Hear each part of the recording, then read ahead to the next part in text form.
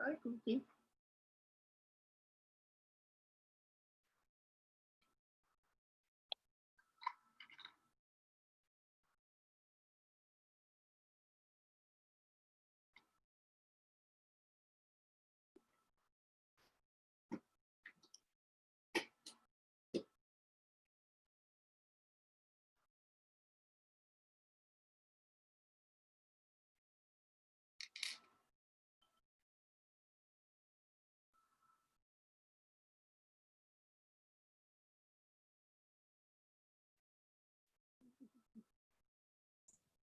Tim, Yes. I've got, so I'm going to record this, okay? Okay. Thank you. All right, could you even hear that? I didn't have my mic on. Yeah, I heard you. Okay, thank you.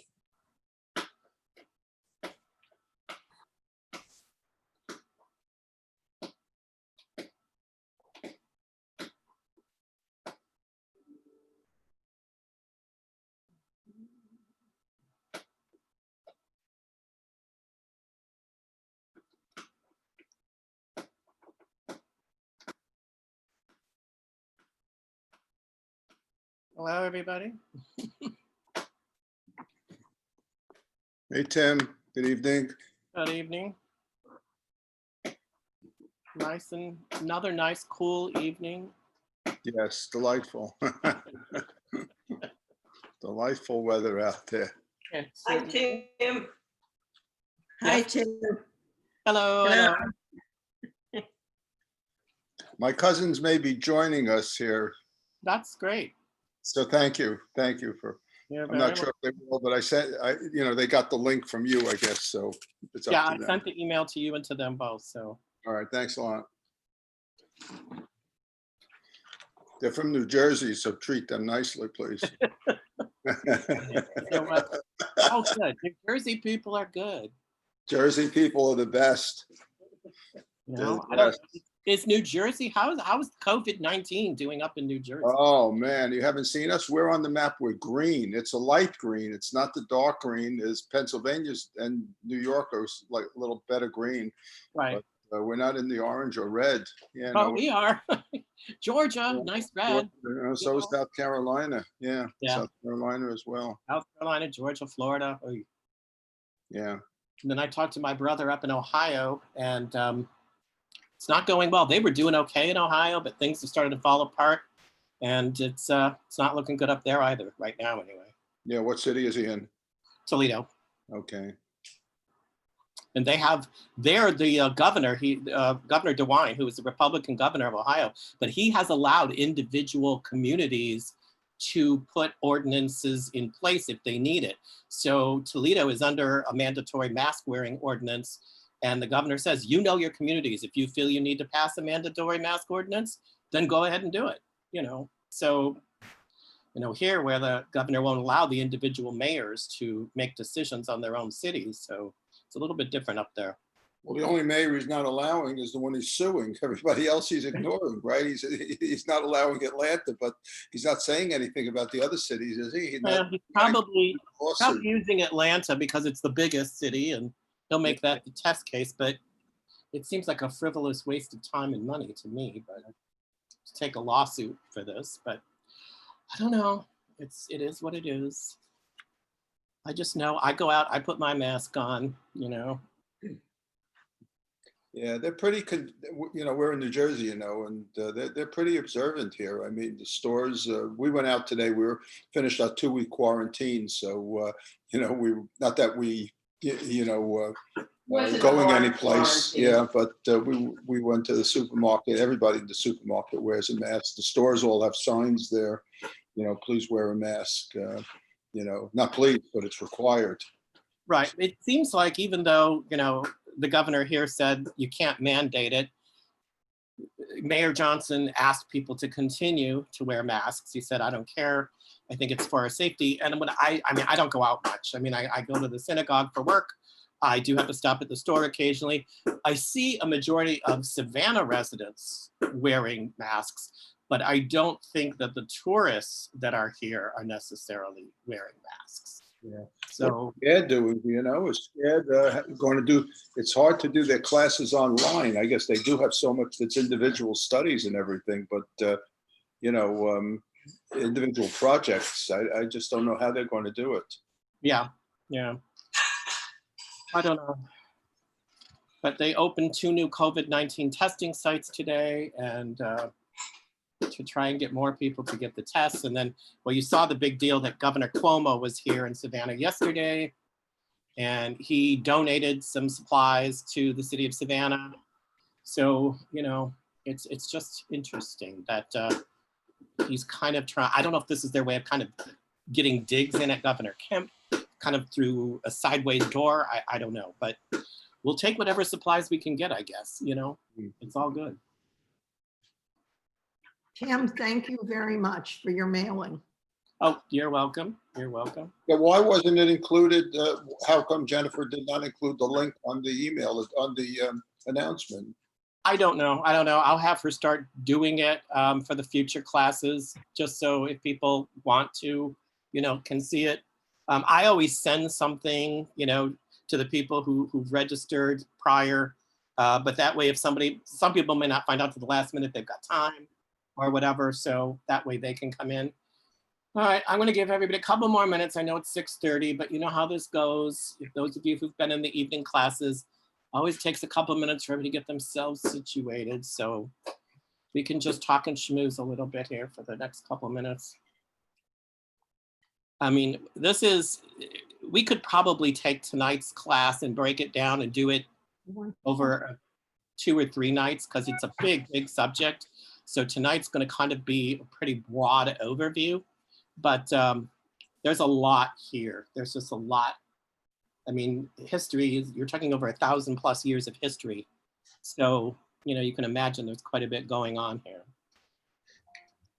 Tim, yes. I'm sorry. Generally speaking, how many days is it before they post on YouTube? That's a question. Jennifer's on vacation this week, so she would be the one I would have to ask, and I don't have it. I'm not going to bother on vacation. I'm hoping next week. I guess look for get them up next week once she gets back. But Okay, we've made a decision today at our staff meeting.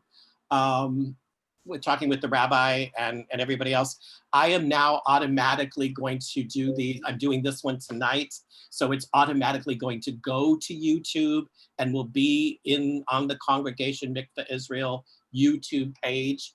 So that's going to make it easier, so we don't have to keep dragging things. Terrific. Thank you. Right, from one site to another.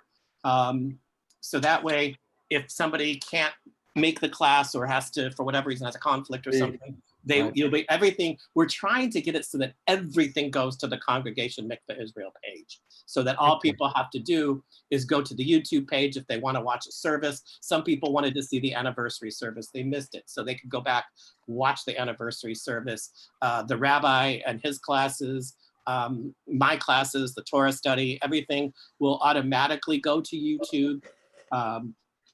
I don't know why we didn't do that from the beginning, but you live, you learn. We keep learning. We've come a long way. For those of you who've watched the Saturday, services, the live streaming, from that first couple of weeks when we were really trying to figure it out to now. I mean, we really, really, I think the virtual service looks really, really good. I mean, I think they've really done a great job with it. You do most of your research for tonight on Poland. Pardon me? Where did you do most of your research? Oh, I was on so many different places. There's I can't speak today. History Channel has great resources. I use some of their stuff. There's Judaism 101 online that has some great There's a virtual Jewish library that has great resources. I have some books of my own at home that I've owned for years and years and years. So yeah, I know I'm old fashioned. I still use books. I know that's, some people don't do that anymore, but I do.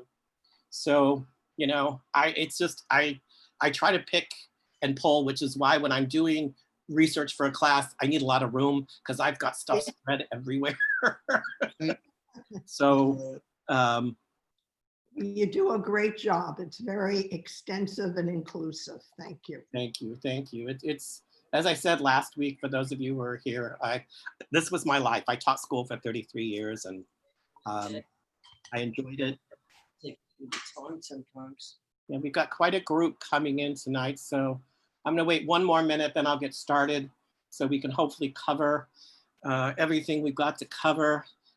Once we get started, as always, everybody will be muted. If you have a question or a comment or whatever, you want to jump in with something, feel free to either, I'll try to watch and somebody waves at me, or just unmute yourself so that we can hear, so everybody can hear the question or comment or whatever it is that you want to offer for the evening. So, but I've just found if I don't mute people, sometimes, weird background noises get in. People don't, we're at home and things are happening. I have a cat sitting over here who's scratching on he's sitting in a cardboard box that he loves and he scratches on it. I don't know if you can hear it. I can hear it, but I don't know if it's coming through. But Jim, what's his name? the cat, Barry, Barry. Actually, we call him Barry Katz, K-A-T-Z, and we've decided that he's a rabbi, so we call him Rabbi Barry Katz. He actually has a little yarmulke, but he doesn't like to wear it. Only on Shabbat, right? Yeah, he'll keep it on for a couple minutes and then he just shakes it off and it's like, okay, that's enough of that. Tim, were you there last year when the Federation dinner when they had the JCC director from Krakow? No, I was. No, did Rabbi tell you about it? I know he was. Yes. Because I saw they had some of this interest. It was very interesting. Right. What's happened there? Yeah. Okay, I think we're going to get started because Yeah. this is a lot. Go ahead, somebody. Sorry, it's Marlene. I was going to say, we recorded his presentation, and so Jamie has it at the Federation. Oh, good. I'll have to go over and check it out because I would like to see Yeah. what it's all about. So I'm going to mute everybody, but again, feel free to jump in if you have a question or something as we're going through. That's perfectly okay. I don't guarantee I'll have the answer, but I'll do my best. And if I don't know, as I said, I learned as a teacher, sometimes it's okay to say, I don't know, if you don't know. All right, so we are doing tonight the Jews in Poland. This is a long history. It's a history that has its ups, its downs. Of course, ultimately, we would come to the Holocaust, and we'll get to that. I'm not going to focus on the Holocaust in Poland tonight. I've been asked to do a more extensive course at some point on the Holocaust, which we probably will do. I'm sure some of you are very aware. If not, we'll cover that at some point. So starting with just some general details about Poland and the Jews. The Jews have always been, since their arrival in Poland, they have been the largest minority within the Polish state at whatever form the Polish state was taking at that time. There are other minorities in Poland. There's a minority of Russians, of some Germans, Ukrainians, and so on. But Jews formed the largest minority group within the Polish state. Most Jews who were living in Poland spoke Yiddish as their daily language, but they spoke Polish as well. They could converse because oftentimes they had to, so they could speak Yiddish and they could speak Polish. So they were pretty fluent in both languages. In terms of was there interaction between the Jews of Poland and the Polish citizenry, there was. In marketplaces, in areas of commerce, and sometimes even just naturally on the streets of different Polish communities. Sometimes we get this idea that all the Jews live completely away from the Polish citizens, which is not a completely accurate picture. There was interaction in some communities between Polish citizens, Jewish citizens living in the same town or in the same city, as you'll see when we go through the history, including the shtetls.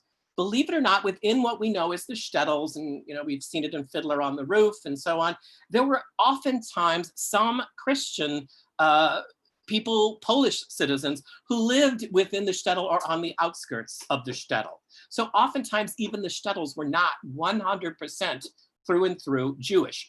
Primarily, yes, that was predominant, but there would be some Christians who would be as a part of the shtetl as well. So what we're looking at here is that the Jews were a part of Poland, and Polish culture in the main was in part Jewish. And you really, in some ways, cannot separate the two. You can't. They mingle, and they each had an impact on the other. Did anti-Semitism exist even during the good times? Because there were good times for the Jews in Poland. It did. And sometimes it was more sort of, I guess, under the table. It was not nearly as overt as it would be at other times. Its impact for certain periods of history on just the daily life of the Jews in Poland was pretty minimal. But then, as we will see at other times, it flared up and it became something that was far more serious. So it never, I guess, completely wasn't there, but sometimes it was just much more minimal, much more under the surface. We did not have the overt anti-Semitism that we would see at some points in Polish history. And lastly, before we start going back into this 1,000+ years of history, interestingly enough, I found this statistic in my burying myself in the research. It is estimated that between 80 and 85%, that's 80 to 85% of American Jews have some Polish roots. That is a huge, huge percentage when you think about it. 80 to 85% of the Jews in Poland, because primarily we are Ashkenazim, we are Ashkenazic Jews. And in that Ashkenazim, 80 to 85% have some sort of trace back to Poland. So I found that just to kind of be an interesting statistic. I think that's why there's sort of an interest in understanding the history of the Jews in Poland, because so many of us, if we're looking at our ancestry and we're looking back, we can find some sort of connection to Poland. So 80 to 85% is really, really a pretty huge number. All right, so this 1,000+ years of history, where does it begin? How does it start? The first Jews to come to Poland arrived during the Middle Ages. So we're going back quite a ways. The Middle Ages, and they were refugees, primarily escaping the Crusades. As the Crusaders were marching their way through Europe to rescue the Holy Land from the, quote, infidels, the non-believers, the non-Christians, is what they said, the infidels. As they were marching through Europe, along the way, they just didn't stop and, rest their horses and their tired feet or whatever. They would massacre Jewish communities, pogroms in Jewish communities along the way. So large numbers of Jews needed to flee. And Poland was a place that was a welcoming nation, unlike most of the other nations of Europe. So this is when the large influx of Jews into Poland began. So we're going back to the Crusades, to the Middle Ages, and that's when we get the beginning of this 1,000+ years of history of the Jews in Poland. There was something passed by the Polish monarchy, the Polish government, called the Statute of Kalish. Now, my Polish is not particularly good. My grandmother did speak Polish. I learned a little bit. I'm trying to remember as best my pronunciations, but they may not be accurate. If any of you know Polish better than I do, feel free to correct my pronunciation. Anyway, the Statute of Kalish was passed in the year 1264. So in 1264, it was a government document that created legal protections for the Jews. So because Poland needed the Jews, it needed population, it needed people for its workforce, it needed people for its commerce. So as they were opening the arms to the Jews to come to Poland, they gave them protection. So the Statute of Kalish, 1264, gave them legal protection worship, that the Jews would be allowed to worship in the way that they chose, and it allowed them to gather. It gave them a right to assembly. So this was a legal protection given to the Jews who had come to Poland. King Casimir the Great, who is really credited with the one who really made the Jews feel welcome in Poland. He extended a welcome by documentation. He continued legal protection. When he came on the throne, everything was at the whim of the new monarch, whether the Jews were going to be treated well, whether they were not going to be treated so well. King Casimir the Great realized that the Jews were an integral part of the Polish economy and were helping to bring Poland a little bit more up to date. Because of that, so being a smart ruler, why would he want to make life difficult for people who were helping the Polish state at the time? So he welcomed the Jews, he continued legal protections for them. And interestingly enough, most people think that the beginnings of the foundations for Hasidim, or the Hasidic way of life, started at this time under King Casimir. So the very, very beginnings of the Hasidic movement, it would flower later on, but that there were the beginnings because there was this freedom. They had this protection. And that's really, really was important. So Jewish life at this time was growing. It was thriving. Jews were doing well economically, and they were given a relative amount of autonomy. So life was good.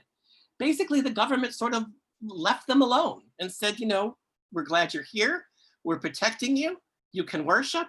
You can assemble. You can get together. And so they began to build schools.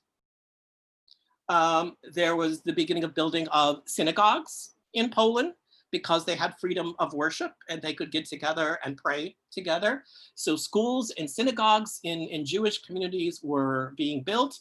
The beginning of Jewish cultural centers, which probably were early like JCCs, I would suppose. I doubt that they had a swimming pool and maybe they didn't have such a good workout facility, I don't know, but it's still a cultural center for Jews. And they were, again, they were left alone and they were allowed to do this. So life for the Jews in Poland at this time under King Casimir was pretty rich, it was pretty varied.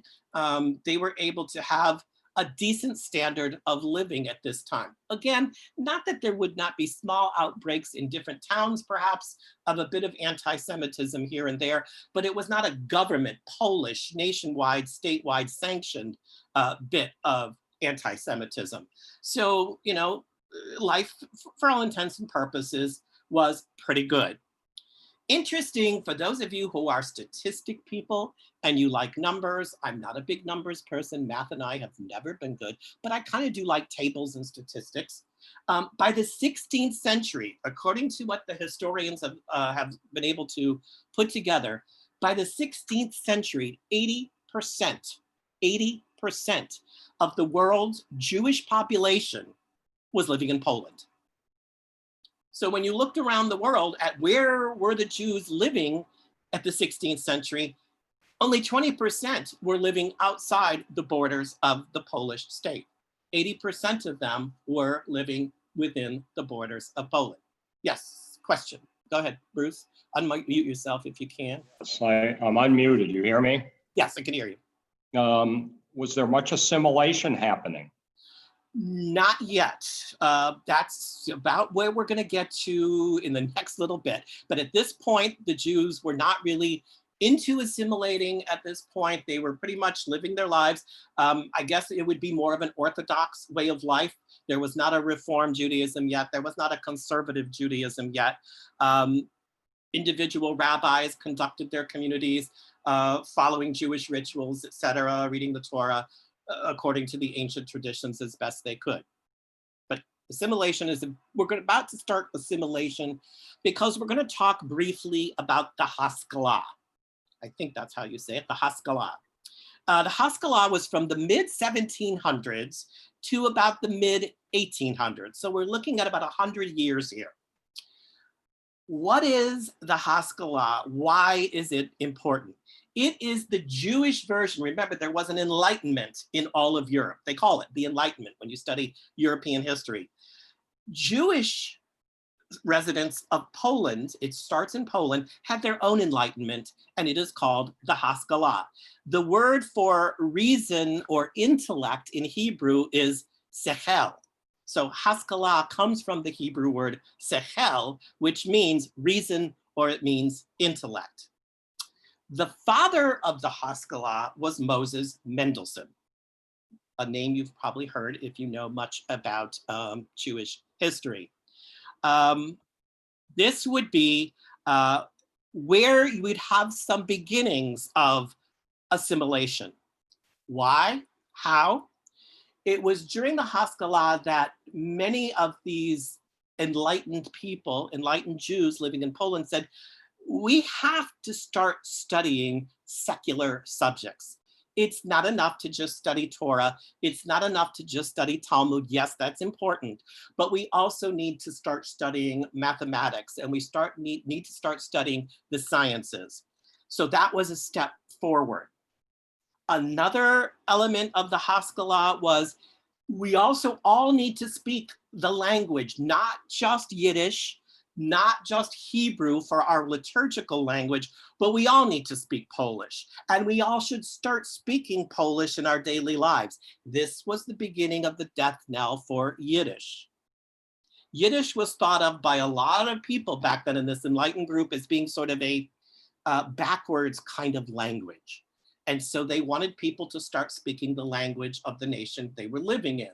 So those in Poland would speak Polish, those in Russian would speak Russian.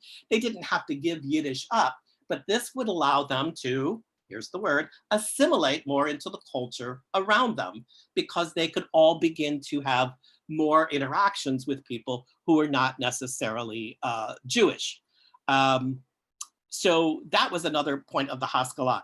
This is also would be the beginnings of the seeds that would ultimately become Reform Judaism. It was not yet. Reform Judaism was still a bit down the road, but the seeds were planted for an idea of a Judaism that was a little bit more in line with the other religions of the time. So I will not say that Reform Judaism actually began during this period, but by the end of the Haskalah, it was definitely going to start taking root first in Germany. Now, granted, there were some who looked totally askance at all of this. Those who wanted to remain very, very orthodox, wanted nothing to do with the Haskalah. It was just too much too quickly. And so they just sort of ignored it. The last thing I'll say about Haskalah, Zionism also had its roots at this time. So you had the roots of a reform movement in Judaism. You had the roots of now we must be involved in the community, we must learn the secular subjects, and you had the roots of Zionism. So the Haskalah is a very, very important movement. It was very important to the Jews of Poland, and it is what would begin to allow Polish Jews to begin to assimilate more into the mainstream culture of Poland in general. It was a bit, I'm just not gonna lie, it was a bit of an elitist movement, but nonetheless, it had far, far-reaching tentacles and had a major impact on how life would be for the Jews of Poland.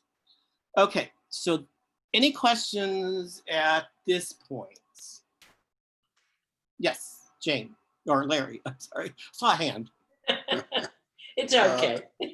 Yeah, what was it about Poland that attracted so many Jews? And did they come predominantly, you said at the Crusades, but was it the continuing migration even after the Crusades? Because people saw that, word got out that you're welcome here. You can have a pretty good life in Poland. So if you had relatives who had gone and you were still back wherever you were, we'll come to Poland. We can have synagogues. We have autonomy. We're pretty much allowed to live our Jewish lives as we want to. And so there was this attraction. That was not true until after the Enlightenment in most European nations. So you want to go where your life is going to be of a better quality. So that was why many Jews continued to come to Poland. So throughout Polish history, the government there was basically friendly toward the Jews? At this early time, it's going to change, as you're going to see. But at this point, yes. So Yeah, what, Terry, I'm sorry. So No, what- a map would be something, Poland at this point is very large, isn't it, Tim? It's Poland is much larger huge. than it is today, yes. It's very large. So Larry, that's part of why so many people were in Poland. It was huge. It went from almost from where Prussia is all the Right. way through Russia.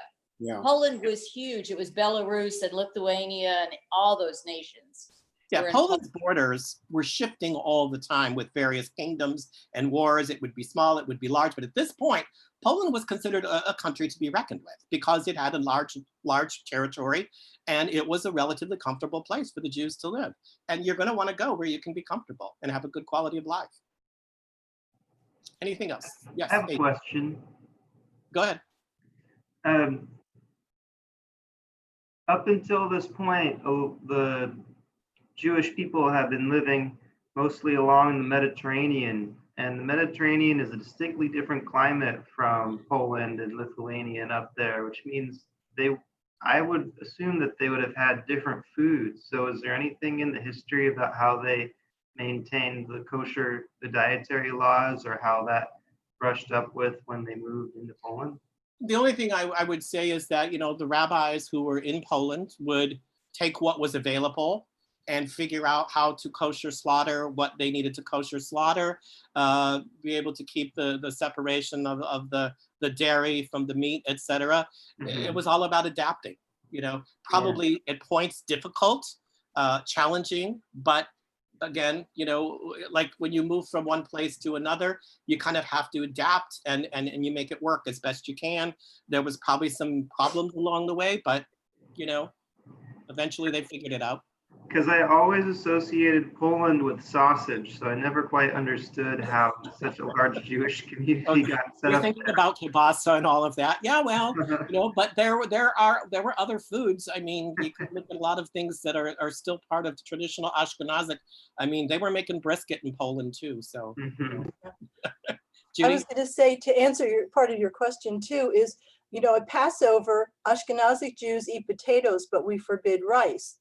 Sephardic Jews eat rice and they forbid potatoes. So that may be something that happened when they moved away from eating the grains and different things from the Mediterranean. They started eating things like root vegetables and things. Which So were very to this- plentiful in Poland. And to this day, we still have separate foods. Those of us who are Ashkenazic, and we had to learn to eat the beans and grains that the Sephardim eat. So could be. Right. Yeah. Again, it goes back to adapting. I mean, root vegetables are plentiful in Poland. I mean, they grow a lot of potatoes and beets and things of that sort. So again, you figure it out and you make it work. Okay, let's go on to the partition of Poland.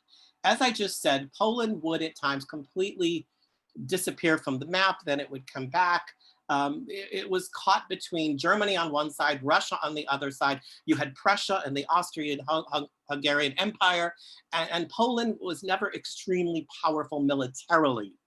And so at times it would get sort of divided. So the partition of Poland happened in the late 18th century. This was a major, major blow for the Polish state. Russia took part of it, Prussia took part of it, and Austria took part of it. So you had these three other nations who were dividing Poland up, and Poland just sort of vanished from the map. Now, obviously the people who are Polish with Polish culture are still there. They are just now going to be under a different sovereign. The vast majority of the Jews during this division, during this partition, ended up under the Russian part of what had been Poland. So they were now under the Russian monarchy. And here's a time when the peacefulness of the Polish Jews would be threatened, because Russia did not have necessarily the same sort of attitude toward the Jews as the Polish government had had. So life would get to be a little bit more challenging for those Jews who found themselves now having to pay taxes to the Russian monarchy. For example, Russia passed legislation once all of these Jews came under their government, under their power. They passed legislation that said that Jews could only live in certain areas. That was it. Here is the area.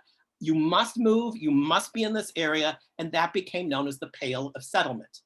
That was the area that Jews were forced to live in. And it really wasn't an option for them. If they were outside the Pale, they had to pick up and move inside the Pale. The Pale of Settlement is now what would be sort of the western part of the Ukraine, sort of southeastern Poland, pieces of Belarus and Russia today, for the nations that are there today.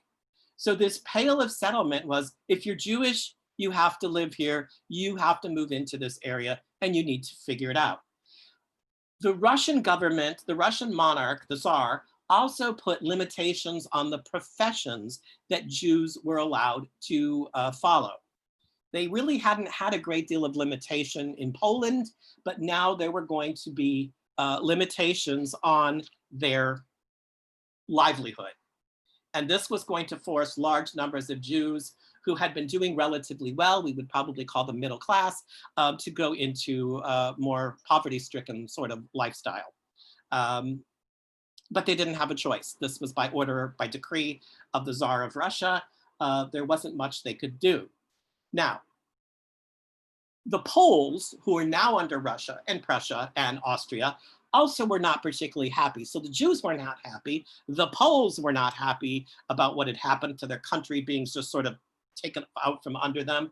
So there were various movements of resistance to try to regain Polish independence, to put Poland back on the map during the 19th century. And the Jews fought right alongside the Poles. So you would have these regiments of Polish independence fighters trying to reclaim Poland for Poland. And many Jews were very willing to take up the cause and fight alongside the Poles, because they realized that they had had a better standard of life, a better standard of living under Poland than they did in Russia. So you've got this sort of wanting to put Poland back on the map. Because they certainly want their life to be better. There was a small number of Jews who managed to do okay as merchants, as working in some of the factories, but by and large, it was really tough for the Jews. Some could get trades, some could get shopkeepers, some became agricultural, but the majority of those living in the Pale of Settlement were not financially very well off. It was a difficult life. So their willingness and their wanting to get Poland's government back up and running and get a Poland back on the map was understandable. Okay, so that's kind of where we are now. Any questions at this point?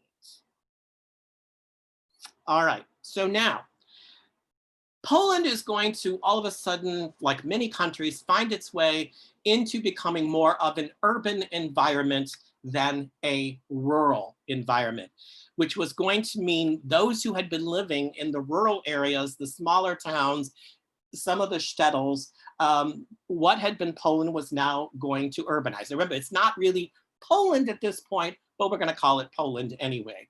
And this, of course, a lot of this started with the Industrial Revolution throughout the world. And it finally came to Poland, and new trades and new factories were springing up. And because there were new factories in these trades, again, there was a great need for people to work. There needed to be people to labor in the factories. And this was going to make a shift in where the Jews were living.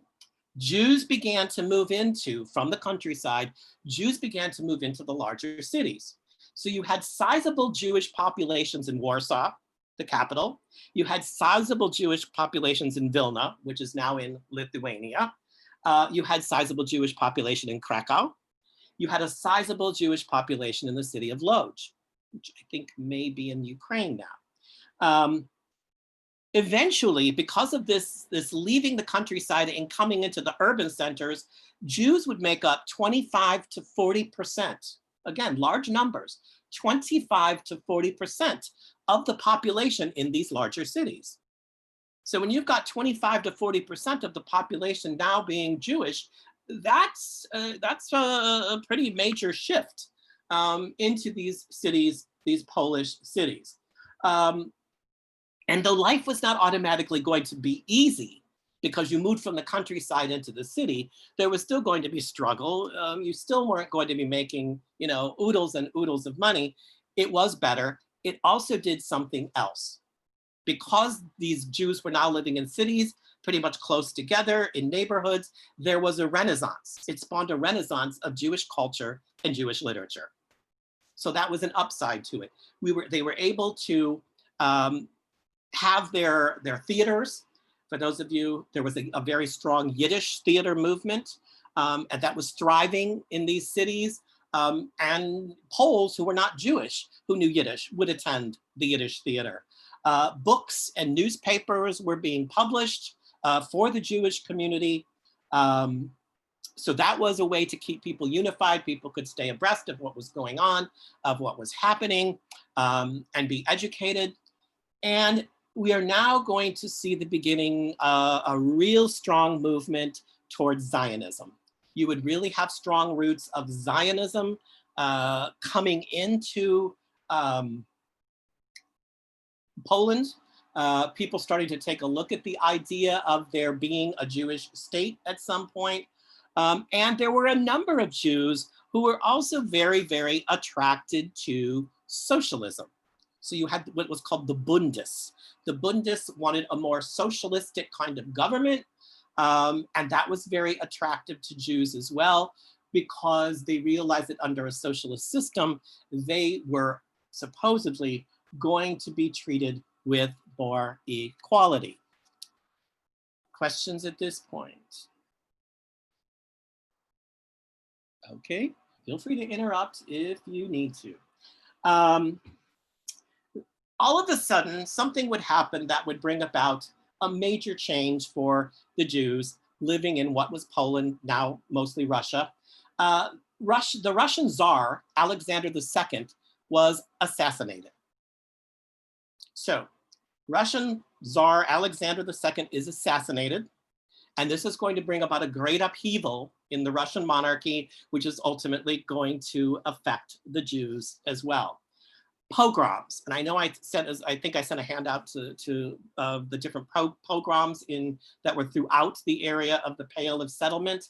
Pogroms, which were these massacres, these sort of coming in and sweeping through the Jewish areas of the city, or sweeping through the smaller towns, through the shtetls, and just upheaval. Random massacre, random burning of people's homes and looting. And these were done with really no warning. A pogrom would sweep in. It wasn't like, for a hurricane when you have weeks and weeks that it's coming. There was no news, pogrom coming in 2 weeks. No, they wanted the surprise element. They wanted to be able to sweep in because that allowed them to wreak as much havoc as possible. It was not easy to run. It was not easy to hide.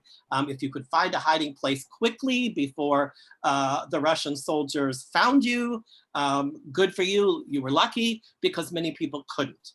And so and they were indiscriminate in their massacre. Men, women, children, they didn't care. They didn't care. Would it matter if it was in the city versus in the countryside? It was easier. Pogroms were much more on the countryside, but the cities were not exempt, because again, many of the Jews lived together in neighborhoods and areas, so they could sweep through that area of the city, do damage, and be on their way.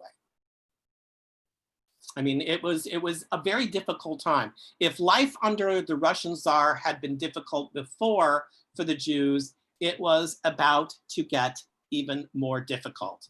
So this becomes now a matter of survival. This becomes, what are we going to do? We're being massacred. Our buildings, our homes are being destroyed. Our homes are being looted. We have nothing left.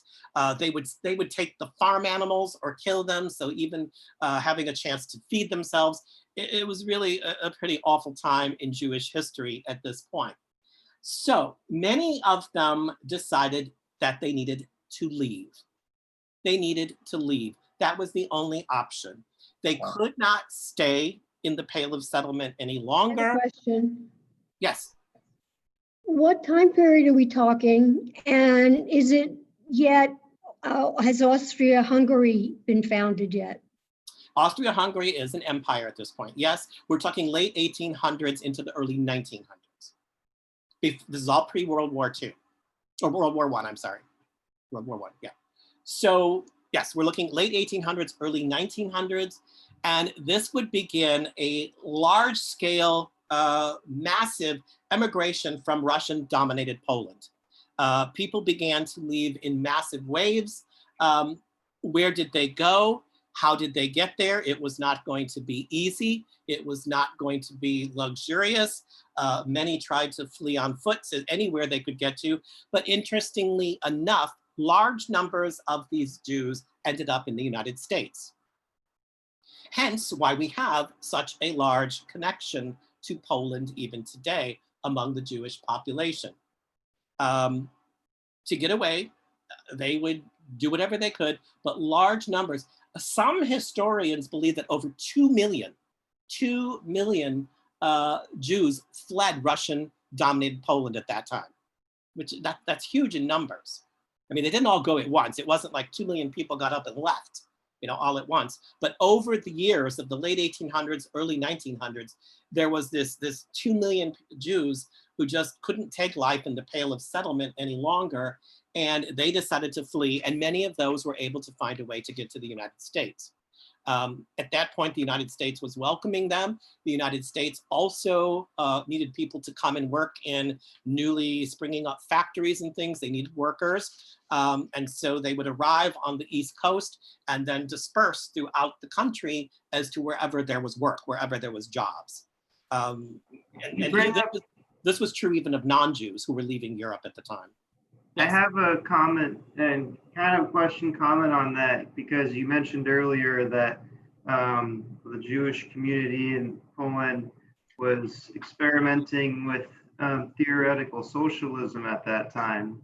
And arriving in the United States in the late 1800s would have been the height of the Gilded Age, at which industrial and that form of capitalism was really getting going. So did the Jews bring over socialist ideas and along with, as they started joining the workforce here? Yes, they would be. I mean, if you look at American history and you look at the beginnings of socialistic movements in the United States, large number of the early socialists in the US were of Jewish origin. So yes, they did bring some of their ideas with them. Some were very willing to buy into the capitalist system because it meant jobs. It meant the opportunity to get a paycheck, to earn a living.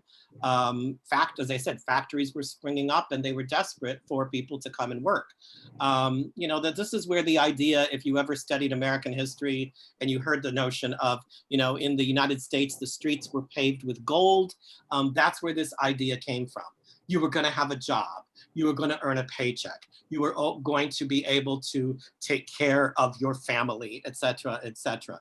So many people saw this as, we've got to get to the United States. I mean, it was almost like, to make a comparison, like an exodus, like the promised land. If we can get to the United States, lives are going to be better.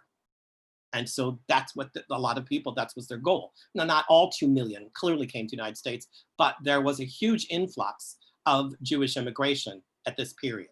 Yeah, I was just going to throw in there, one of the people might have heard of who came to the US at that time was Emma Goldman. Yes, who was a major proponent of socialism, major proponent of socialism. Yes, question, go ahead. Just unmute yourself, go ahead. Is it Phil? It's Phil. Yeah. One of the things that happened for those who stayed and did not leave, they identified with socialism and also Marxism.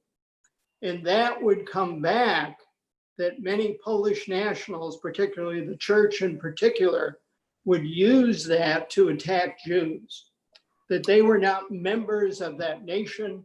They were socialist and communist. Yep. Yes. I mean, as we know, different times, different things were hurled at the Jews as not being loyal to the government, not being loyal to the nation. If they had socialistic tendencies, Zionistic tendencies, etc., those could all be used against them to say, well, you really aren't loyal to Russia. You really aren't loyal to Poland. And so we're questioning whether you really should be here, whether you really belong here. And that's very true. All right, what about the Jews who couldn't leave? Because clearly there were some Jews who were going to have to remain. So the other options, those who decided to remain pretty much in Orthodox, who had not been part of the Haskalah, the Enlightenment, the getting more involved in the everyday secular life of the nation, they became insular. They turned within themselves. That was their way of surviving. So you had these Orthodox communities that really weren't much part of the people around them, but now they became even less so. We just have to look at ourselves. We just have to take care of ourselves. We don't want to have anything else to do with those who are outside our group. So we'll take this insular approach and we'll just kind of stay within our own group. And that's how we're going to survive. Okay, that was an option. And then Zionism. Zionists began to preach, if you join us, if you join with us, we will help get you to Palestine. There was no state of Israel at this point, but the Zionists said we need to get Jews back to the land where we came from biblically, according to the Torah. So if you follow us, if you follow the Zionist movement, we will help you get to Palestine. And yes, some Jews were able to leave and go to Palestine. So that was another option. And then we had the socialists, who were called Bundists, B-U-N-D-I-S-T. The socialists, the Bundists, wanted to take the Jews of Russia and turn them into a force for economic reform. Join with us, and we're going to turn the economy around. We're going to change it where everybody is going to have an equal share. Everybody is going to be having their piece of the pie, so to speak. So you had the socialists who were trying to gather people for their cause. So you could be a Zionist, you could be a socialist, you could flee, you could become Orthodox and just turn within yourself and use that as a mechanism for survival. And then the last choice, and there were Jews who chose this, was to completely assimilate. Completely give up on your Judaism. And yes, some did that. Some decided that this is just too difficult. This is just too hard. I'm going to convert. I'm going to become Roman Catholic, which was the predominant religion, or Russian Orthodox, which in the Russian state, we will convert and we will just leave our Judaism behind. Realize that conversion did not necessarily protect them, but they thought it would. Because according to the governments, oftentimes, if you were born Jewish, you could convert all you want. You were still Jewish. You know, once a Jew, always a Jew. So even though you were outwardly professing to be a Roman Catholic or Russian Orthodox or whatever, that wasn't necessarily going to be something that the government would buy into. So it forced choices upon the Jews in order to survive. You can leave, you can stay. What are you going to do if you stay? Are you going to be a Zionist? Are you going to be a socialist? Are you just going to throw up your hands and say, I've had it and I'm going to try to just, go into the mainstream and forget my Jewish background, which we know has happened at different times in history. This was not the first. So this would take us, all of this sort of, making decisions and leaving and trying to get the Polish state back on the map, trying to get themselves out from under Russian domination, which would never let up. I mean, the Russian government was never, ever friendly to the Jews, and it would continue that way. That'll take us up to World War I. World War I. Questions before we start talking about World War I? What was the name of the main Zionist actors or proponents? The founder, or the person who's considered the founder of Zionism? Herzl? Yes, please. Theodor Herzl? Theodor Herzl, thank you. Yes. I guess I was told, I didn't get to hear him speak. Wasn't born then. I heard he was a profoundly eloquent speaker, but I wasn't alive to hear that. I was born just a couple of years too late, but there you go. Anyway, so World War I. Okay, World War I, as we all know, is a major, major world conflict.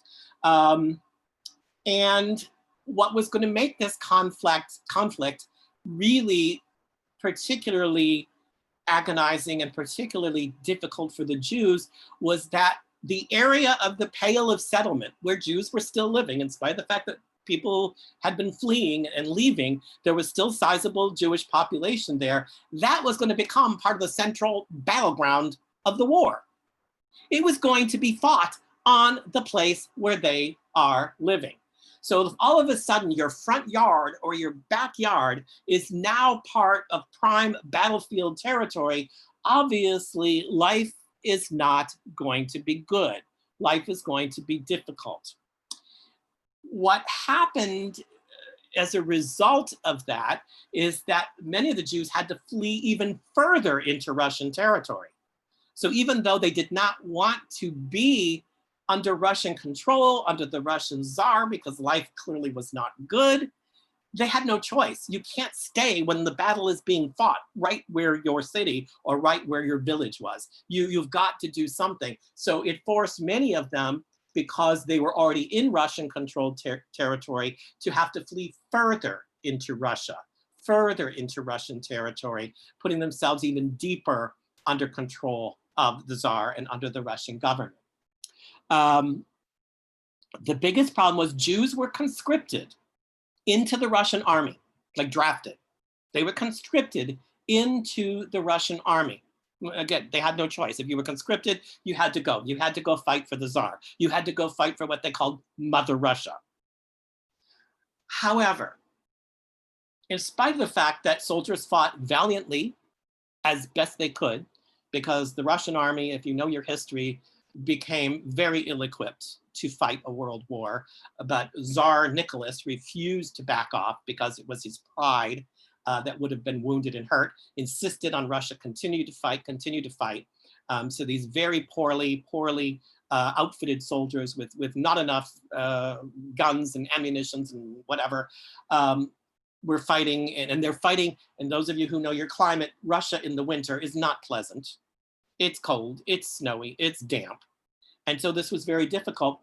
The problem was the Jews were their loyalties, as somebody already mentioned, their loyalties were always questioned. Are you really loyal to the Tsar? Are you really fighting for Mother Russia? Their loyalties were questioned because they were Jews.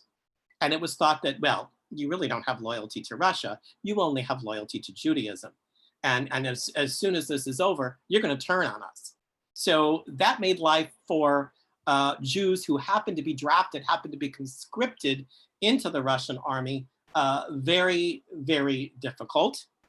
As Germany was advancing into Russian territory and taking pieces of land during battles and whatever, the Germans, to try to get the Jews to come to their side, they would come into an area and say, fight with us, fight with us, fight with the German army. If you fight with the German army, we promise you that when the war is over, we will give you autonomy. We will give you freedom.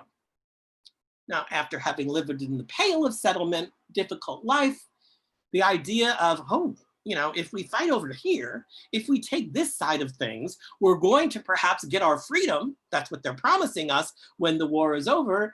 You can imagine that there were some who said, sure, fine. You know, I will fight on the side of Germany because, yes, I want to have my freedom again. I want to have my autonomy again. And we're seeing no signs of that from the Russians, or that it would ever come under Russian rule. So there was that battle going on. You know, as the German troops came in, do you then switch your allegiance and do you begin to fight for Germany because Germany is promising you a better future? In the meantime, life is continuing to be challenging. Battles are raging. Some of them very bloody, some of them losing many, many soldiers. Homes and belongings were leveled to the ground. The people were literally fleeing on foot, again, more into the interior of Russia because that's the only direction that they could go in. So life for the Jews during World War I in this Pale of Settlement was very difficult. But everybody wanted the Jews on their side. The Russians had it by nature of where they lived, because everyone was like, okay, go with us and we promise you freedom. Jews had so many promises at this point that fight with us, be on our side, and we'll give you autonomy. These are all promises that would be broken, of course. None of them would be lived up to. Germany had no intentions of giving Jewish autonomy if they won the war, nor did anyone else. But when you hear somebody promising you freedom, when you hear somebody saying, we're going to, you know, give you autonomy and give you a chance to run your own lives again, of course, it sounds very, very promising. But those were all promises that would be broken and never kept. unfortunately. So World War I was devastating to the Jewish community, who was caught right in the thick of the battlefields, and casualties were high. I saw a hand somewhere. Yes, Phil? Well, if you'd experienced the benefits of Russian control, you would have easily sided with the Germans regardless of their promises. And there was a substantial community in the United States of German Jews who supported Germany specifically for that reason. Exactly. I mean, if somebody came to you after living, with little to no freedom, and they're promising you that that's what they're going to give you, of course, you would be crazy not to. You'd be crazy not to join that side. If, like here, if somebody came and said, hey, if you fight with me, I'm going to give you your freedom. I'm going to make Savannah free again, just for an example. Well, of course, we're all going to say, sure, that's what we want. We want our freedom. You join the cause that's going to give you, and that is promising you the best life afterwards. So it certainly makes sense. Well, and they had a tangible manifestation of that as German troops entered Lithuania, for example.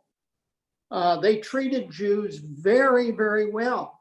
So in World War II, as German troops entered Lithuania in the summer of 1941, many Lithuanian Jews expected the same treatment. There we go. Unfortunately, there had been a major shift in government by that time. Oh, no question about it. Things were the not expectation that right, expectations were great. Right. Unfortunately, yeah, the reality would become something very, very different, as we all know. All right, let's go on to post-World War I, pre-World War II, life for the Jews in Poland. At the end of World War I, when the treaties were being signed and all of that, and we can get into the whole business of how unfair the Treaty of Versailles was, but that's another class, Poland appeared on the map. All of a sudden, after years and years of there being no Poland, there was now going to be a newly formed, it's not the same borders as what Poland has today, they would shift again, but there was a newly formed Polish state that came on the map, and it was a democratic state. No longer any vestiges really of monarchy. It was going to have a democratically elected government. So this was, for the Jews, was looking to be quite promising. This was looked at as something that was ultimately going to be good for them. And so they supported it. With the creation of the new Polish state, Jews were very supportive of this idea.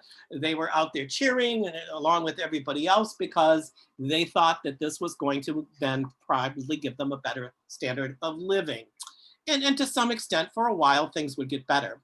But unfortunately, Polish nationalism would, shortly after the end of World War II, begin to rear its ugly head.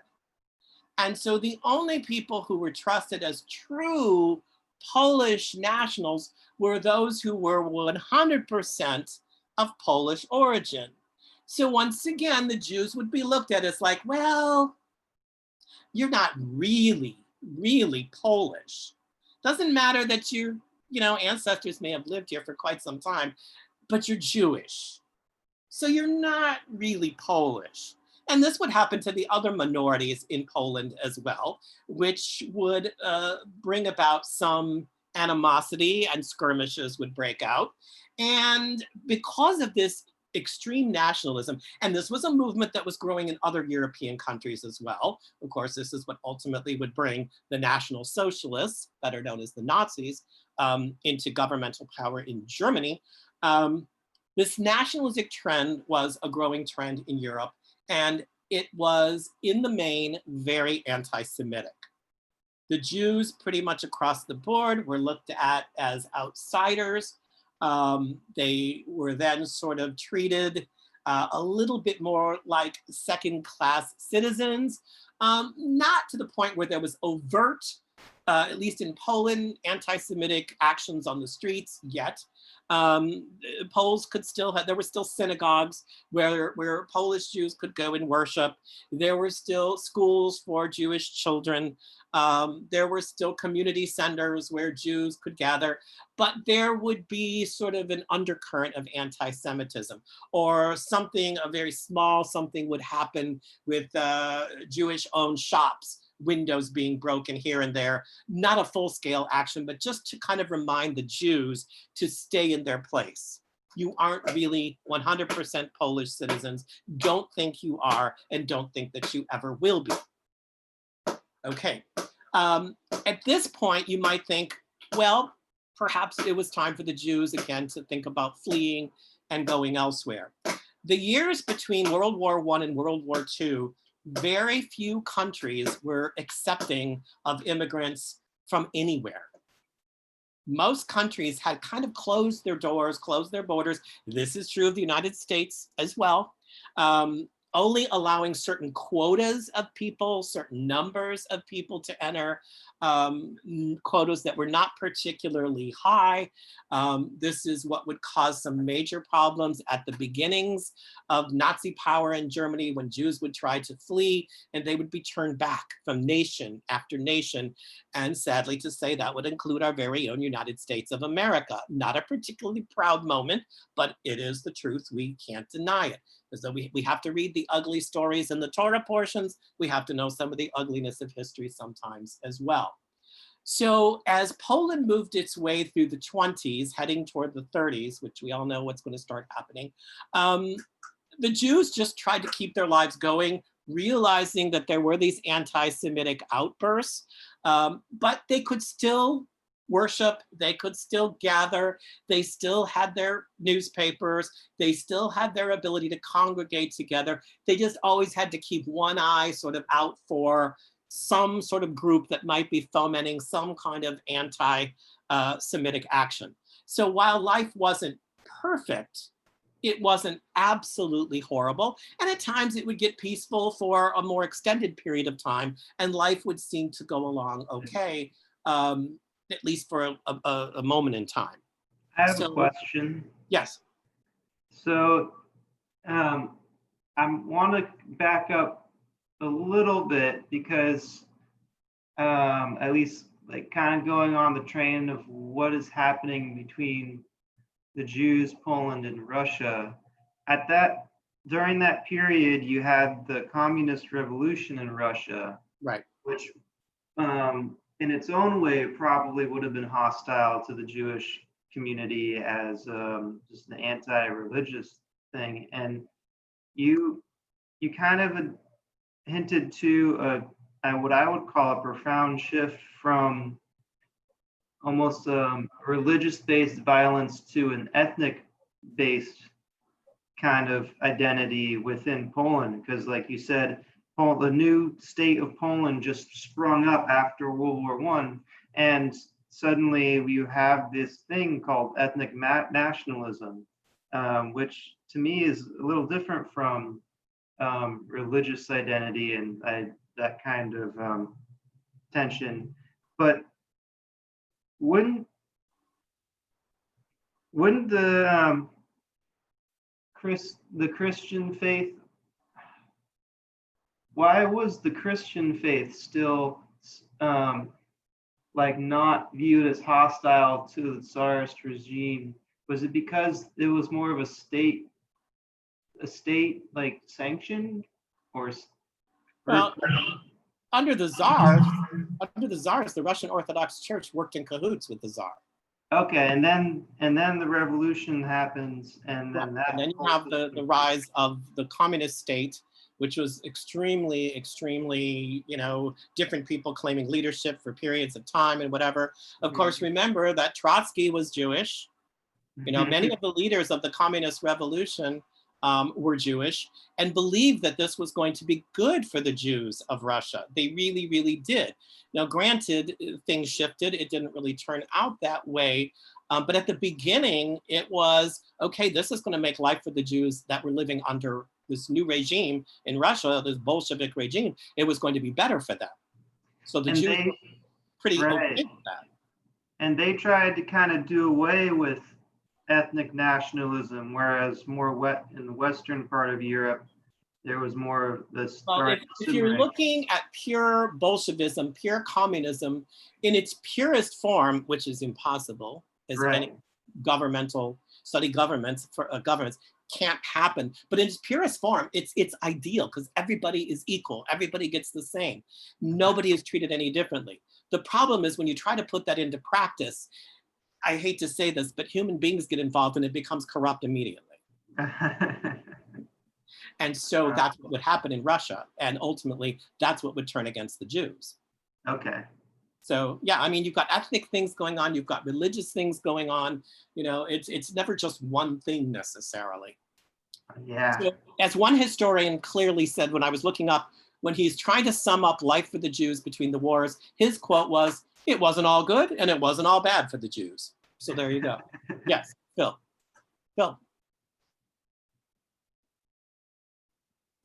Okay. Just a couple of things. One, the Poland that emerged after World War I was created by the Treaty of Versailles, no question about that, but also was won on the battlefield, particularly against the Russians in what would be called the Red Army. So the Poles defeated them in conquered areas that are Belarus, parts of the Ukraine, Lithuania. And as that army fought the Red Army, they massacred hundreds of Jews. 2 summers ago, we were in the city of Pinsk, where one of those massacres in 1920 took place as they lined up, the Polish army lined up men, women, and children and killed them because they identified them with the Soviet Union that was emerging in the communist mythology. Right.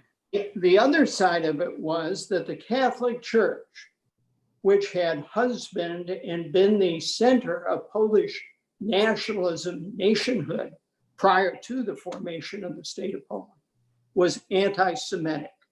No question about it.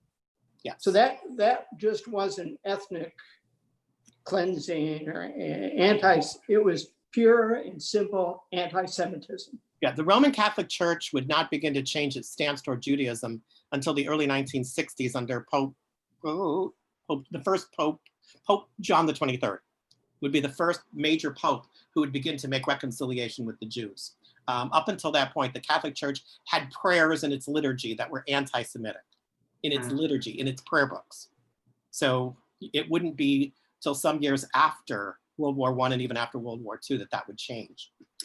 Okay, so the Holocaust, I'm going to just say this very quickly, then we're going to move on, because we all know, at the time of the Holocaust, there were estimated 3.5 million Jews living within the borders of Poland. That's a sizable amount, sizable number of people. So you had 3.5 million Jews living in Poland. The Holocaust would massacre 85 to 90% of them. 85 to 90% of Polish Jewry was massacred in some way, shape, or form during the years of the Holocaust. So this was majorly decimating to the Jews of Poland. They were stuck, they were caught, they could not leave, and this was the fate that would befall them. As I said, we can do a course on the Holocaust specifically. Some people have asked for that, and I'm happy to do that. But we're gonna, that's all I'm gonna say right now, when we're gonna move beyond it. We all know it was horribly devastating, horribly devastating. So what is Polish Jewry after the Holocaust? There's not a lot left, as you can guess. Some of the Jews who were still living within what was now new Polish borders, because they would be new again after World War II, decided to flee, and for a while they could. If they had the wherewithal, the money, some of them actually went to Germany, believe it or not. Many went to Romania, and some decided to go to Palestine, to just leave Europe completely. So there was, of the remaining Jews in Poland, there was this desire that we don't want to stay here in this blood-soaked country. Let's just try to get out. But like always, there were those who said, maybe we can stay. Maybe we can rebuild. How many were left after the war?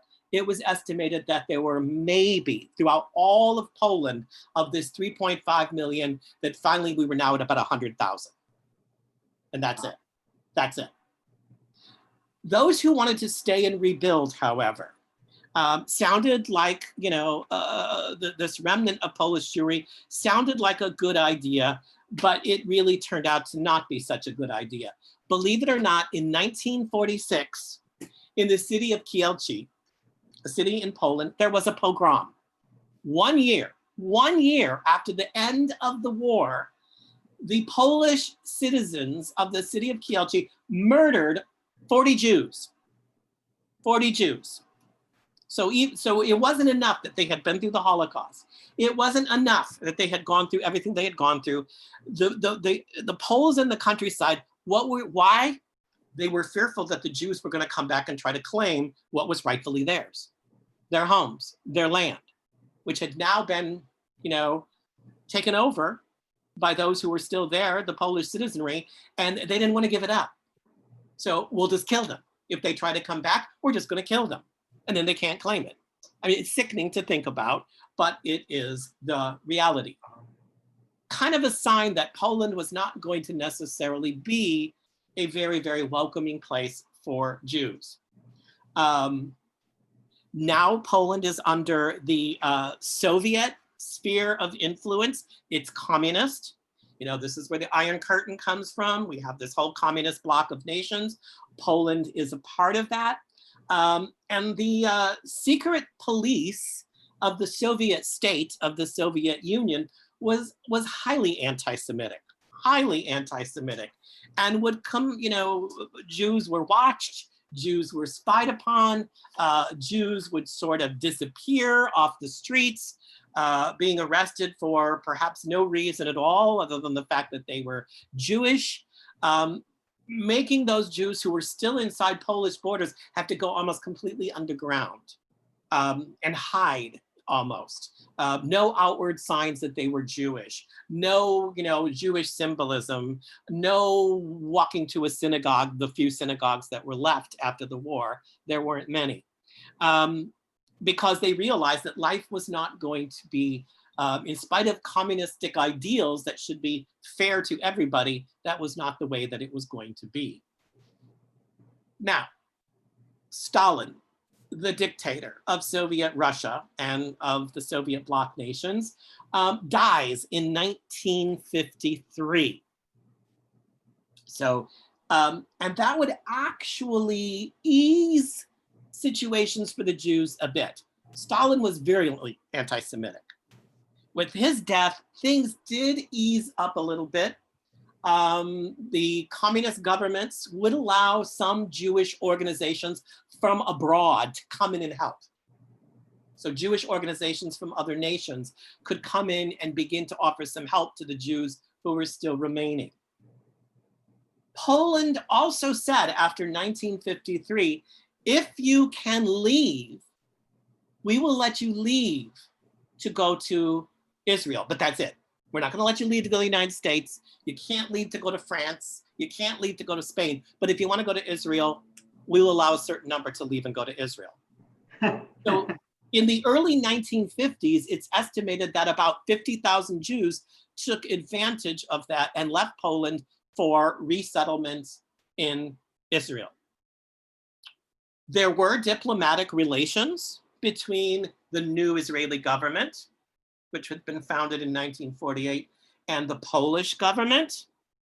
So, you know, there was a chance to have some dialogue, some talking between the Polish government, the Israeli government, until the Six-Day War. The Six-Day War in 1967, which of course Poland, or Israel won, summarily won, Poland broke off all diplomatic relations with Israel at that point, as did the other communist bloc nations. That just severed everything. And those relations would stay severed until communism would fall apart in Poland. They would not, again, have diplomatic relations between the two nations until communism finally fell apart. Tim, Yes. I heard that a lot of the nations, or I maybe I'm forgetting this wrong, but like the 6-Day War was multiple nations were involved with attacking Israel, or maybe it was one, but whatever it was, the other side was supported by the Soviet Union, so they are getting weapons and munitions, Oh, yeah. and then they use it to attack. So there was that a part of the reason why the breakdown between Israel and Poland? I'm sure it was a large part of it, yes. Because we, of course, in the US, were backing Israel. Mm-hmm. And this was the Cold War, you know, very frosty relations between the USSR and the United States of America. Things were not good. So in one way, it was like another proxy war of the domino effect. Yeah. Yeah. Dominant world powers. Yep. All right, we've got 15 minutes left. I'm going to try to get through this. Bear with me. So what's going on in Poland today? All of this, it was good, it was bad, it was better, it was not so good. Where are the Jews in Poland today? Depending on which source you read, because I consulted several, they estimate that the Jewish population in Poland today is between 20 and 25,000. 20 to 25,000 throughout the entire nation of Poland today. That's 0.06% of the population. 0.06%. So very, very, very small. Okay. And unfortunately, Poland still has, the Poles still harbor anti-Semitic attitudes. You would think after all this time, things would change. But there was a survey taken in the year 2013, it's the most recent one I could find. They took a survey of representative adults in Poland. 60% still harbored resentment against the Jews. 60% of Polish adults still had resentful attitudes against the Jews, though, interestingly enough, most of them would admit to never having met a Jew in their lives. They had no direct contact with anyone Jewish. It's just what they had learned. It's what they had been taught. And so, I mean, when you're looking at 60% of the population still harboring anti-Semitic attitudes, that's a rather interesting number, I think, anyway.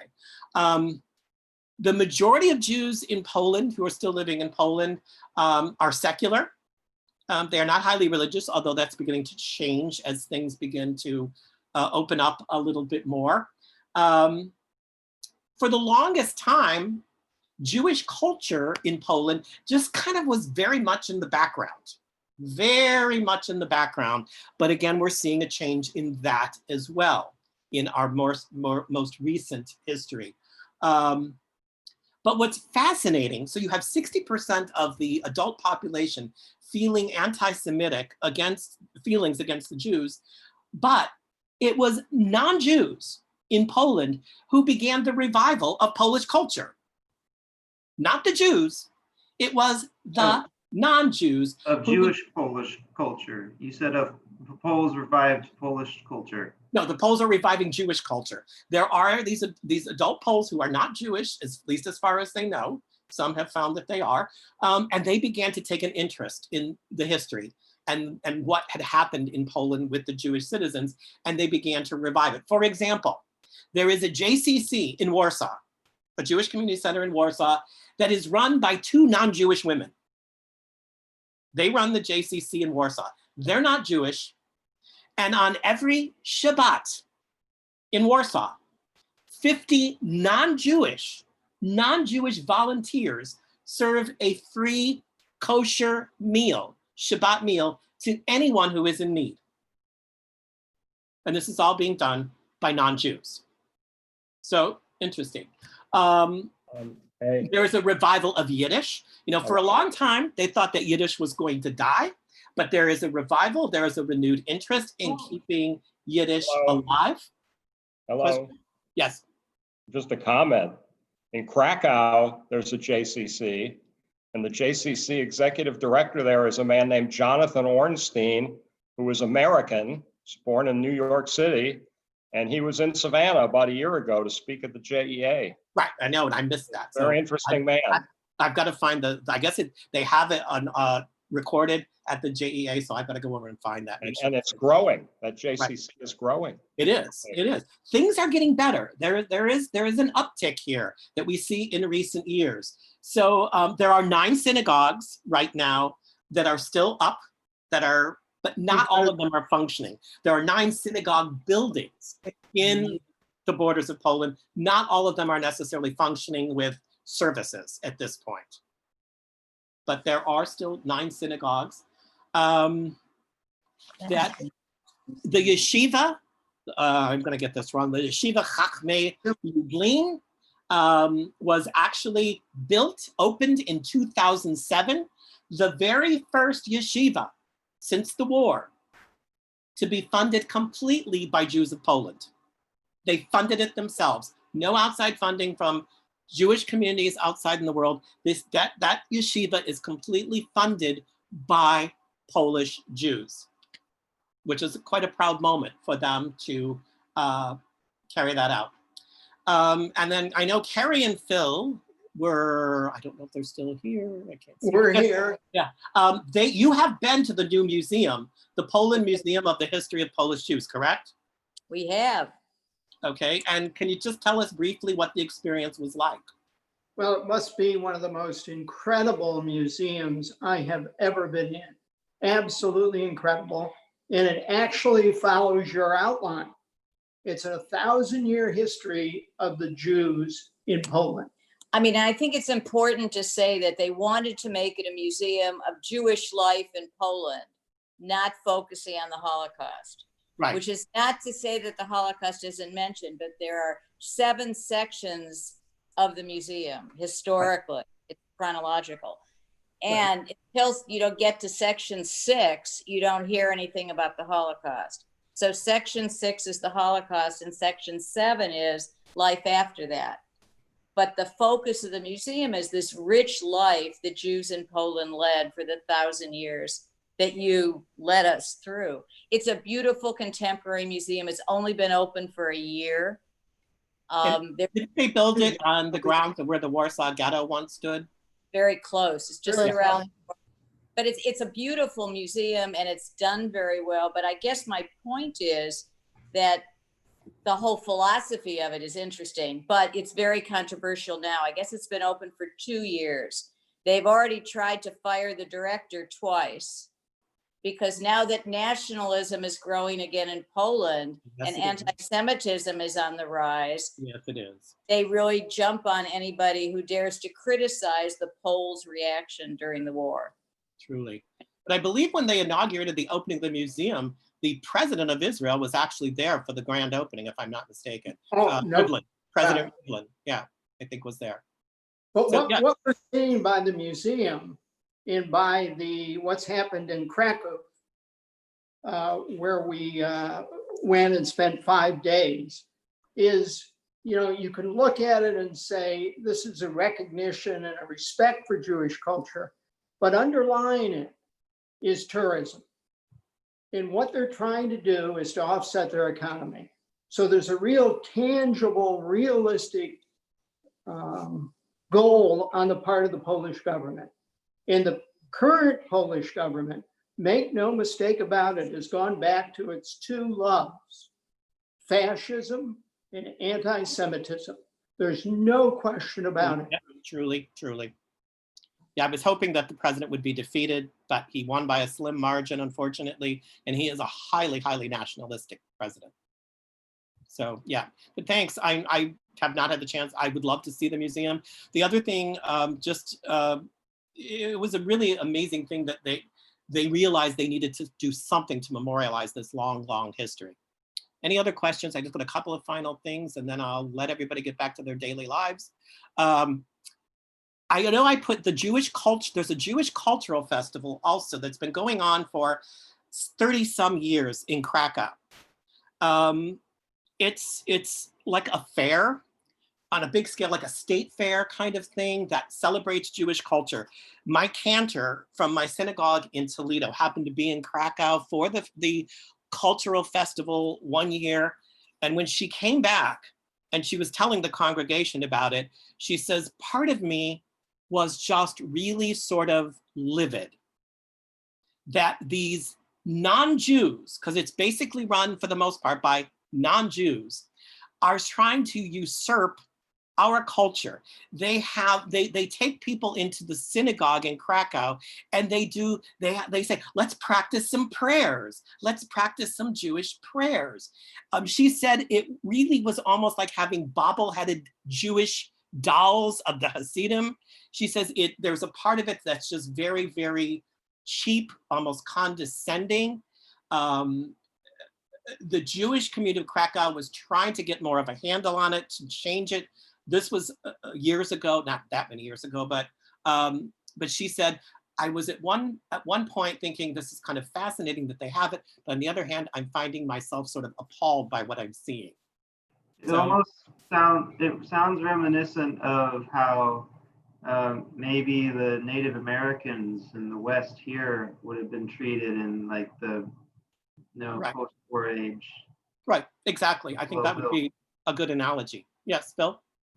The having been to Krakow and visited that area, the food, the religion, the efforts to attract tourists reminded both of us of Disneyland. It was very condescending and very unsettling. And then we went to where Carrie's father is from, which is about 2 hours east of there. And around that town where we stayed, we saw numerous examples of anti-Semitism in paintings on the wall, in slogans and so forth. Now, it was a time when our government was trying to build a missile base there. So there's a lot of anti-Americanism, but yet the anti-Semitism was striking, absolutely striking. The other thing— I hate sort of ending on a downer, but as Carrie and Phil have already said, the most recently elected government in Poland, unfortunately, is taking a very, very nationalistic stance, which is anti-Semitic. So the anti-Semitism, that 60% of adults in Poland who have anti-Semitic attitudes, I don't know that that's going to change anytime soon. Unfortunately, may even grow. They had the controversial bill that was passed in February of 2018 that made it a crime of libel to accuse any part of Polish society of complicity with the Holocaust. It was a libel to even suggest that any Polish citizenry, any part of Polish government had anything to do with the Holocaust. And that they took a lot of criticism for that, clearly from the United States and from other nations as well. There have been efforts in the Polish government to try to grant some sort of monetary compensation for absconded Jewish property taken during the Holocaust. And the Polish government has flatly refused to entertain anything like that. They simply say their attitude is that, well, this is the spoils of war. This is kind of what happens. It's ours now. And we have no plan to pay any kind of financial compensation to the Jews, the Jewish community in general, for what they lost during the Holocaust. If you've paid attention, even in this election, when the what's his name, President Duda won this recent re-election by a very slim margin. They are even going. I don't know how you say it. It's D-U-D-A. Sorry. Yeah. Anyway, they are even going so far to show you that this nationalistic trend, they are taking entire cities in Poland and they are declaring them to be LGBTQ free zones. So the entire city will have no one. that is LGBTQ. So not only anti-Jewish, they have very narrow attitudes on a lot of things in this nationalistic Poland. So while Poland was making some strides initially to, really sort of take its place among the world of nations and make strides to become a more open, free, democratic society, unfortunately, it seems like things are taking a little bit of a backwards trend right now, which it does not make me happy to end on that note, but we have to be realistic as to what is going on in Poland right now. Yes, Phil. Phil, go ahead. A member of the EU in NATO. As a member of the EU, there are stipulations in their agreement with the EU that they will not allow these kinds of things to happen. The censorship that's going on, the hostility towards the news media, and so forth. In fact, it sounds very much like our own country in some respects. Well, there have been, I mean, there's talk about kicking them out of the EU. Yeah, there's only talk, though. There has not been any firm measure taken on the part of the EU. And as members of NATO, you would think our country would take a much stronger stand, which it has not. Truly, I know. It's sad. I mean, it really is sad. Like I said, I always kind of would not be nice to end on something a little more uplifting, but the reality of the situation is what it is, and we just have to acknowledge it and maybe hope that things at some point will take a turnaround, that maybe the next election, a more open-minded, free, democratic president will be elected. They came close in this election, but unfortunately the numbers are the numbers. Jim? Any final thoughts, comments from anybody? Yes, Larry. I just wanted to say, we were in Poland about 10 years ago, and in Krakow, I had kind of the same kind of experience where they take you to the, of course, to the Schindler factory, and then they take you to the Helena Rubinstein house and a couple of the older synagogues. And it seemed as though, you were going through a Disneyland kind of place. So you did get that impression. We went over to one of the guidebooks. I was interested in seeing where the site was of the great synagogue of Warsaw, and they have a building there that is now probably the largest building in Warsaw, which is the Peugeot building. And the only indication that happened to be the exact site of where the great synagogue was, which was destroyed, I think, on the last day of the uprising of the Warsaw Ghetto. And the old museum was right across the street. I haven't gotten a chance to see the new museum, but the old museum was across the street. And the first thing you saw when you walked into the old museum was this gigantic map. I don't know if it's still there. And on the map of Poland at the time of World War II, it had a dot on just about every space was covered, which was a shtetl. You could imagine the Jews were all over the entire country of Poland. Though the one thing that I do have to say, if you want to end on, if you could say the Holocaust is uplifting, the one thing that was uplifting on the trip was when we did go to Auschwitz and we saw the March of the Living. We ran into groups of children, not children, they were young adults that had walked through there. And I think that was one of the most moving things. And I think the fact that that is continuing, and I think, a lot of rabbis have spoken that if you have to send your child to one place, you think Israel is the place, let them go to Poland to the March of the Living. So if there is an uplifting part of the story, if that's continuing, I think that's a wonderful. Marlene, you were you did the March of the Living very recent, last couple of years. Philip and I went last year. And with, I think there were 11 of us. And so that's what I was going to say. The feeling there was like a desperation for us to like them. I mean, everybody felt really desperate to prove that they weren't anti-Semitic.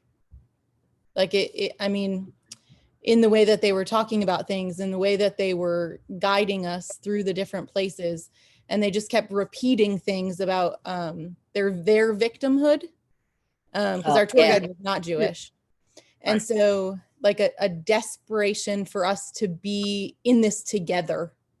And I felt like it was authentic. I don't feel like they were trying to put on like a show, but that was the overall feeling that I got there in Krakow and Warsaw. And in between was this like appealing to young people, appealing to the March of the Living participants, that we're in this together. It wasn't our fault. We're also victims. We're the same. If you talk about Jewish people, you're talking about Polish people, that kind of feeling. And March of the Living is really an interesting trip because they take you to Poland first, and you marching through death camps, and the food is really terrible because they bring in kosher food that you eat in the hotel, that's cold and really gross. And then they fly you overnight to Israel, and you like go it's like dreary and gray, and then they fly you overnight and you end up in Israel, where like everything is colorful and full of salads, and it's a real push of this, like showing you the difference.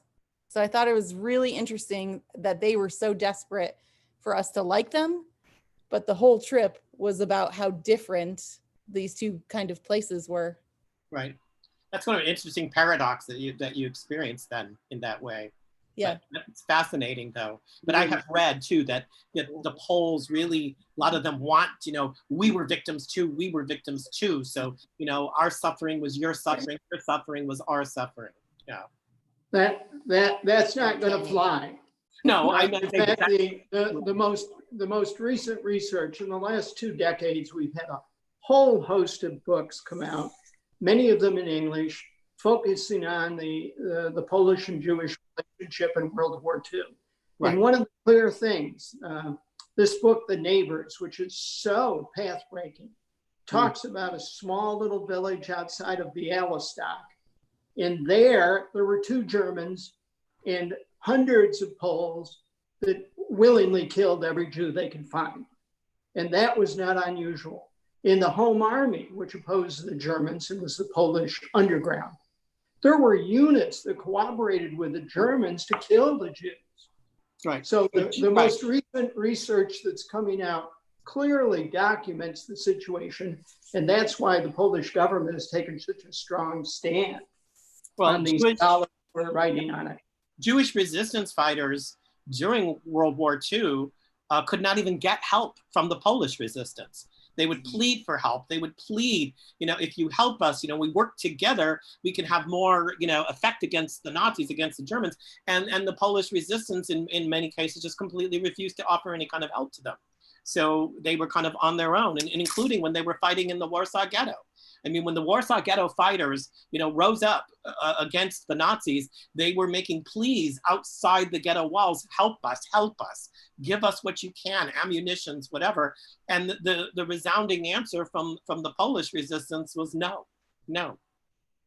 we can't, we won't. Wait, I don't know if they couldn't, but they wouldn't. So, well, anyway, I appreciate all of you being here this evening. This was a lot of information.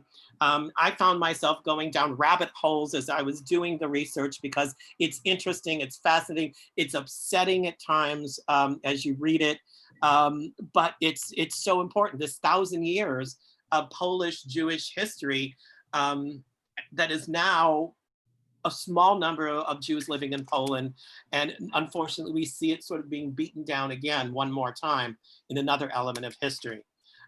So I hope you found it informative. I hope you found it enlightening, maybe inspiring you to go out and do a little more digging of your own or reading of your own. I hope you found the handouts interesting as well. Trust me, I could have sent you about 20 more because I had so much stuff, but I didn't want your inbox. I didn't want to do that to you. And if anybody wants the handouts, just let me know. I'll send them on if somebody didn't get them. I can end on a kind of a higher note because I didn't ever consider Poland to be any further east than what I know was present day Poland, but the matriarch of my family that her surname Lasia Spitzer comes from, I know her family was in Belarusia, but probably when the roots of that family came, it was probably considered Poland, and then they moved to Germany. Very likely, yeah, very likely. I didn't even know that connection was even conceivable. I always assumed my family was either German Jew. This was okay. Aryan. This was okay. All right, everybody. Good job. Yes. Thank you. You're Thank you welcome. very much. Thank you, everybody. Next Thank you. week, Everybody another stay uplifting safe. subject, Jews and the Palestinians.